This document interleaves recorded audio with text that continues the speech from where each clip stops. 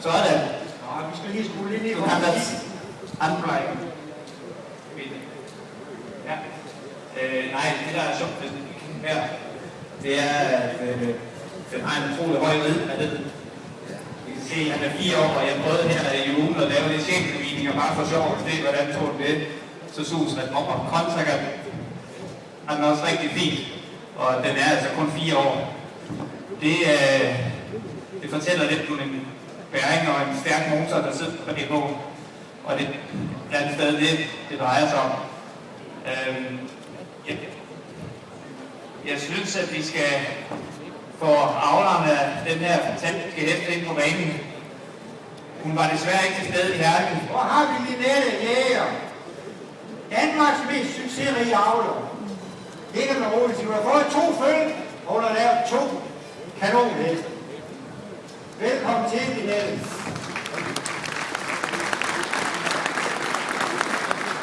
Det var lidt tæt. Jeg synes, vi skal lige få taget et godt billede af Linette. Jeg har lige en sjov historie med alt det her avl og hvordan og hvorledes. Det er sådan, at for år tilbage, der sagde Nette, hun vil gerne. Ja, den kan man. Nå, prøv at holde den i hånden, og det hjælper. Hun vil gerne starte med at avle, og jeg sagde til Linette, at hun er nødt til at starte med det bedste, for ellers så går der rigtig mange år, inden det bliver til noget som helst. Og Linette sagde, jeg er frisk, vi startede på det bedste.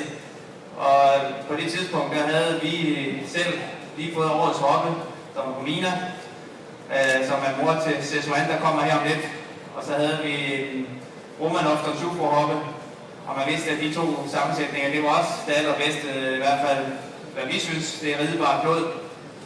Og jeg siger til Linette, at de 2 hopper, det er virkelig gode hopper at starte ud med. Og Linette, hun var frisk, og så siger jeg til Linette, der er kun én betingelse, det er, hvis du køber de 2 hopper, så vil jeg have halvdelen af følgen. Jamen, det var fint. Og så endte det jo så godt, eller skidt, eller hvad man siger. For Linette var det jo selvfølgelig lidt trist. Hun besluttede sig på et tidspunkt for at ville ud af alt det hesteværk. Og jeg får solgt hopperne igen til Mogens over på Sjælland. Og så står vi med 2 afkommer, så siger jeg til Linette, på det tidspunkt vidste vi jo ikke engang nærmest af, hvad det var for noget, så siger jeg, at jeg køber din part.